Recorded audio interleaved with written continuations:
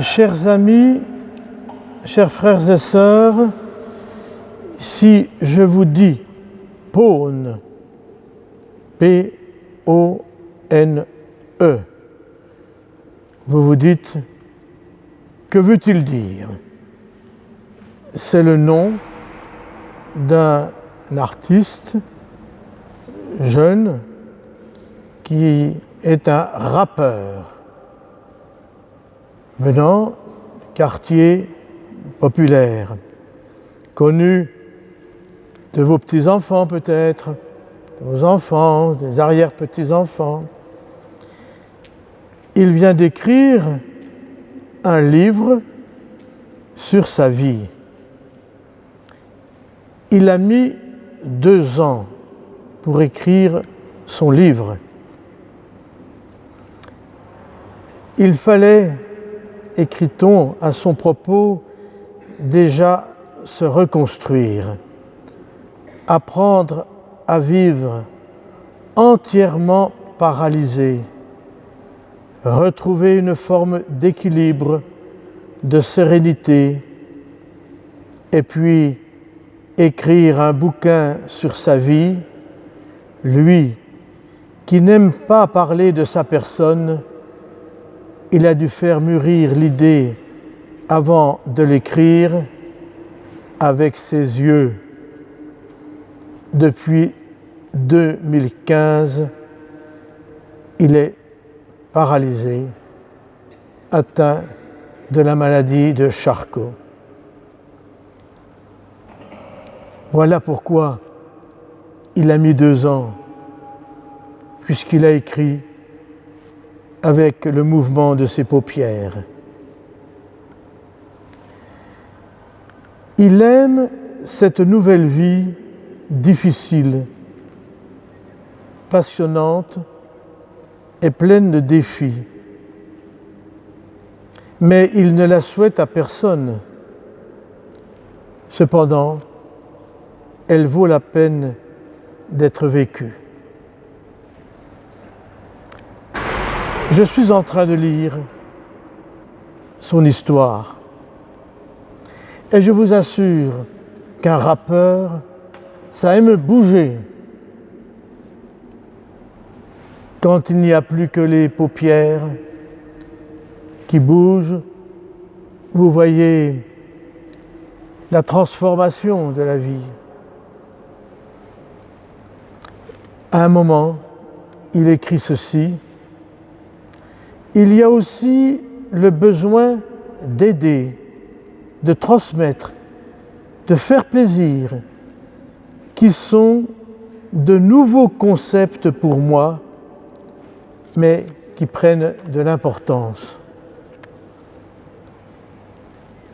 Pône prend conscience que l'activité, l'hyperactivité, la mobilité, l'hypermobilité peut laisser de côté des attitudes aussi fondamentales que l'aide, la bienveillance, l'attention à l'autre, le désir de partager.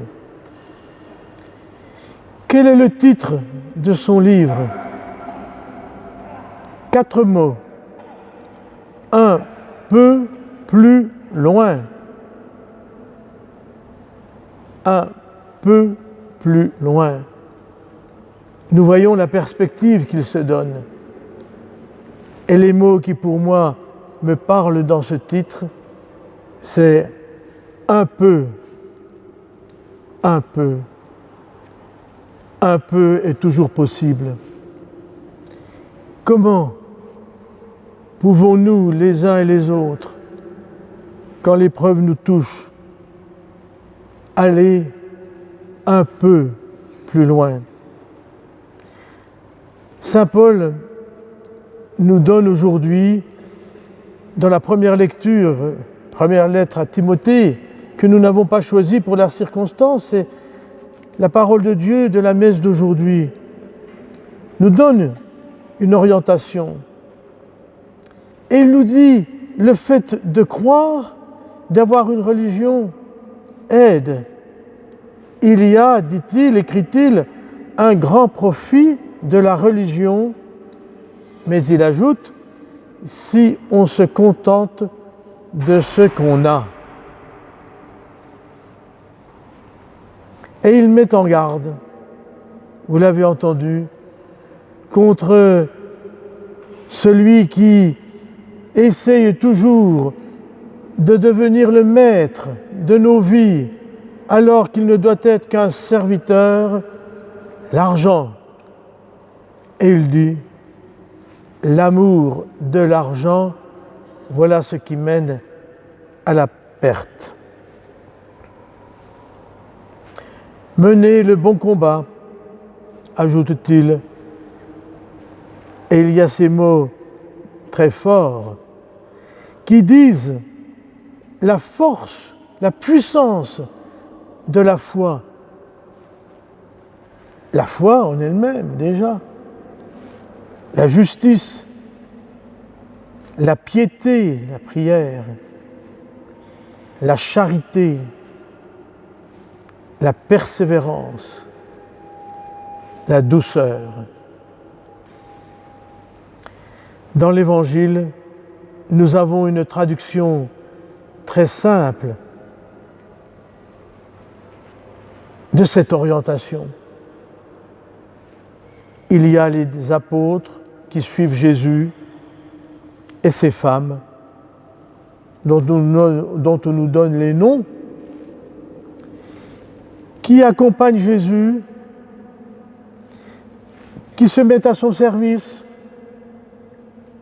et qui partagent aussi leurs ressources,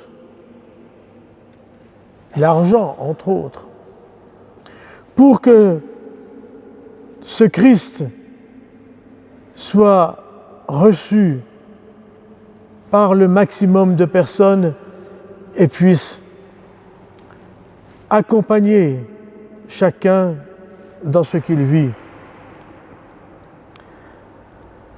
Alors, chers amis, chers frères et sœurs, vous voyez comment cette parole de Dieu et ce témoignage de Paul peut nous rejoindre, parce que c'est ce que nous vivons, c'est ce que nous expérimentons lorsque nous allons à Lourdes, c'est ce que nous accueillons lorsque, ensemble, nous sommes là, présents, et où chacun a une place unique, où chacun a une vision unique, où chacun a cette place qui le met dans cette construction de l'Église, de la communauté, une place unique.